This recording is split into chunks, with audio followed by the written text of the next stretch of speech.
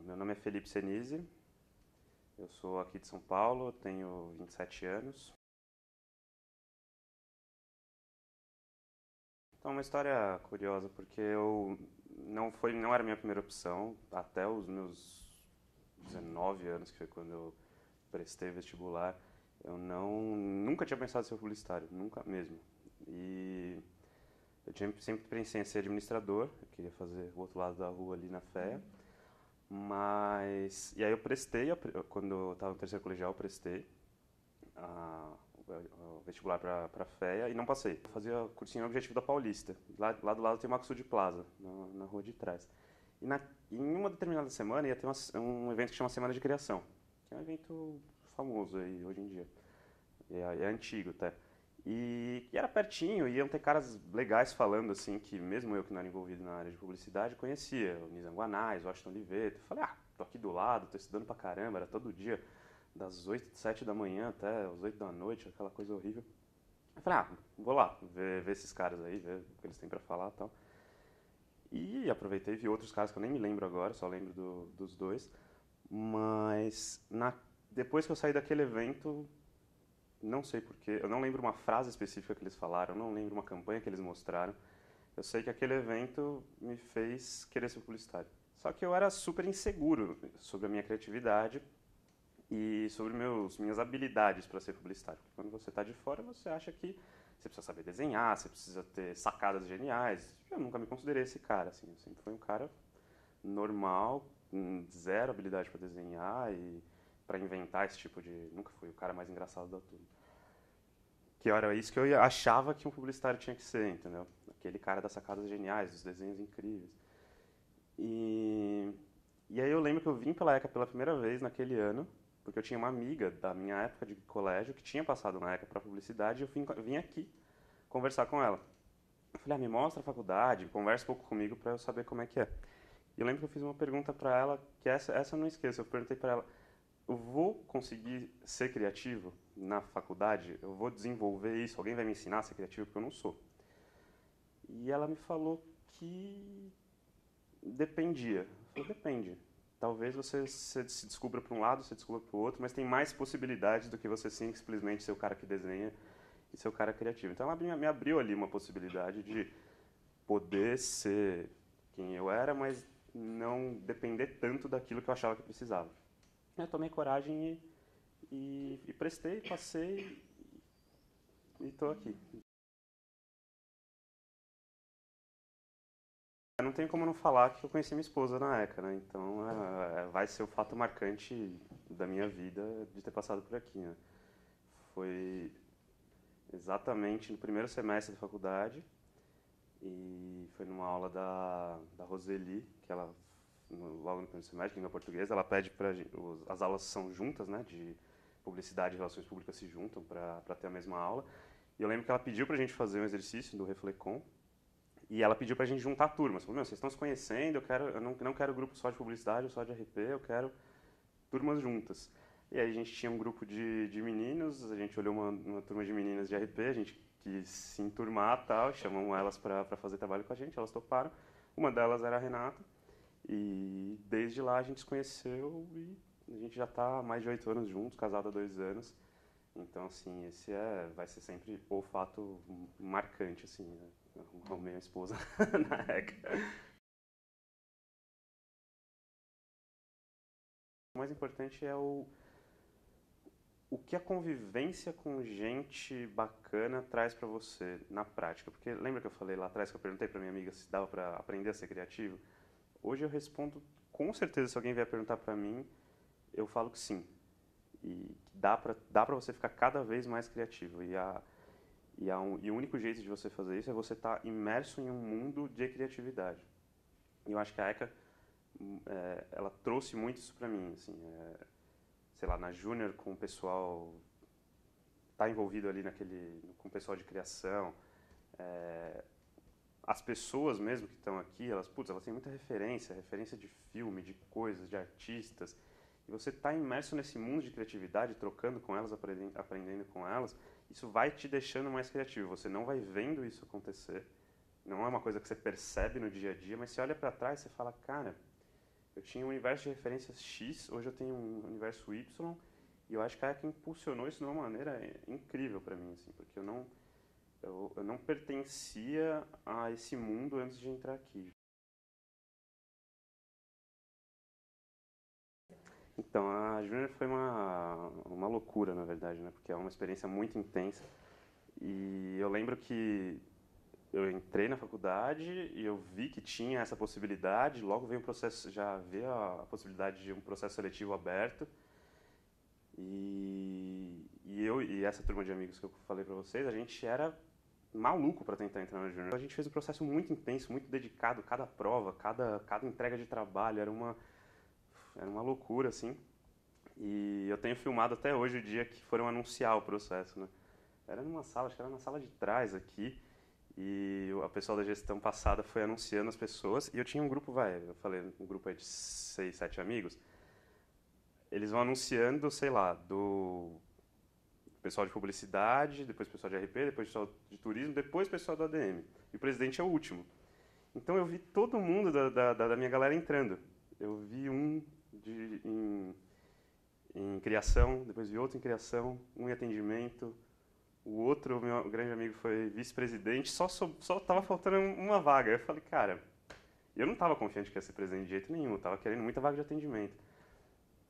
E quando anunciou, assim, nossa, foi...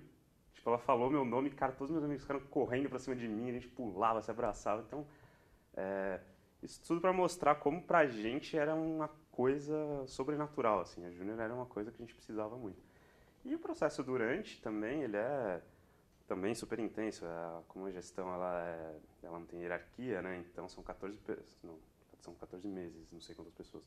São várias pessoas ali que não têm hierarquia uma sobre a outra, discutindo, tendo que tomar decisões, tendo que dar bronca uma na outra sem ser chefe.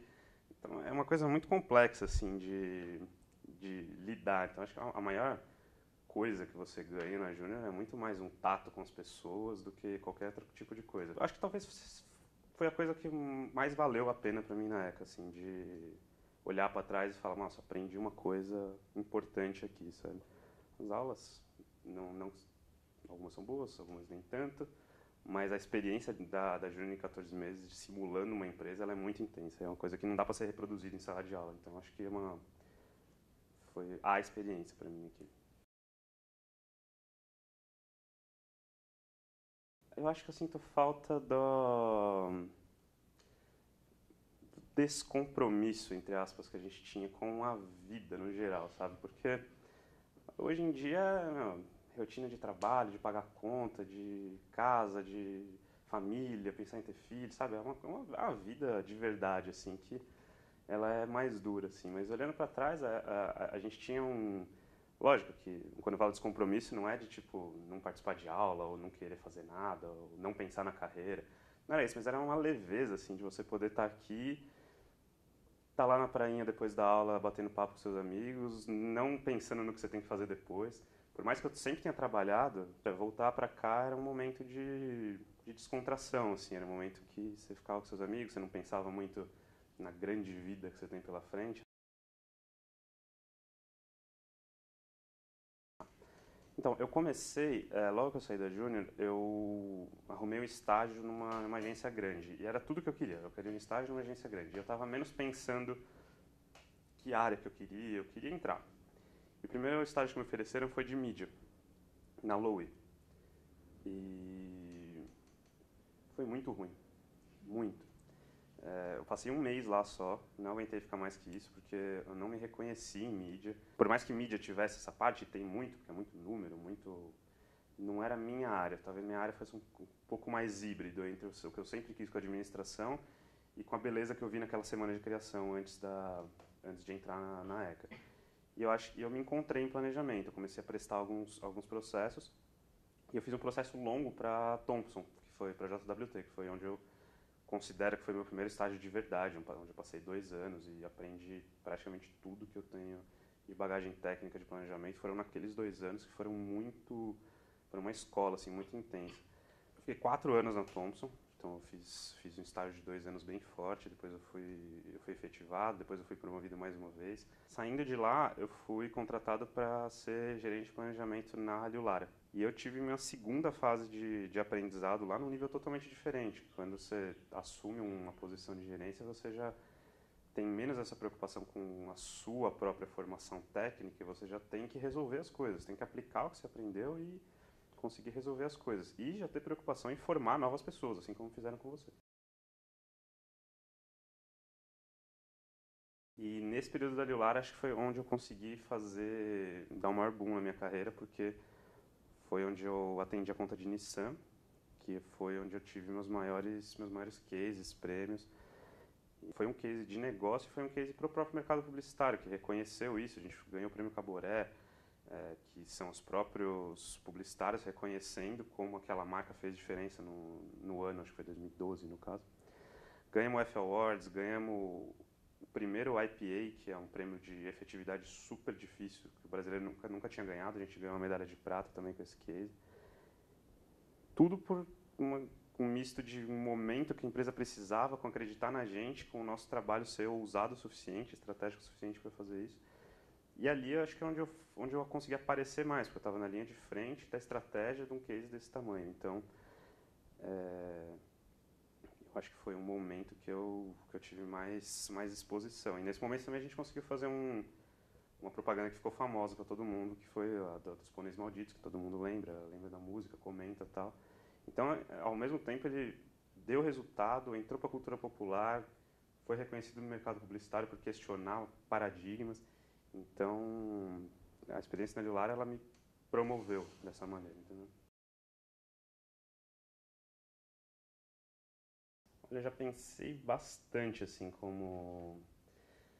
Porque é difícil, né? Porque tem toda a parte acadêmica que você tem que passar para ser professor da ECA, tá? É super difícil ser professor da ECA. A gente às vezes não valoriza eles, mas é uma trajetória super complicada, né? De publicações, sinceramente eu não tenho essa pegada, assim. Eu não sou um cara acadêmico. Eu terminei a ECA nos 4 anos que precisavam, porque não é o meu, não é a minha pegada. Meu irmão, por exemplo, está fazendo mestrado e tal aqui na ECA, mas eu não tenho essa coisa. Se fosse mais fácil, ou se pudesse ser um professor convidado, que não precisasse ter essa coisa acadêmica toda, mas pudesse dar uma aula, por exemplo, de planejamento estratégico, que é a área que eu conheço, eu faria com certeza, assim. Se eu tivesse uma abertura, uma possibilidade, que hoje não me parece uma realidade muito próxima, porque tem toda a burocracia acadêmica para você estar aqui na frente dando aula para as pessoas, mas faria, com certeza. Acho que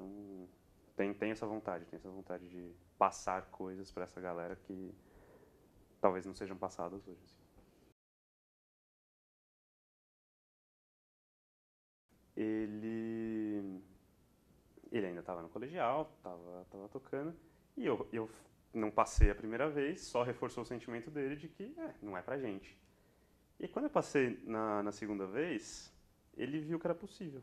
Ele olhou e falou, putz, meu, dá.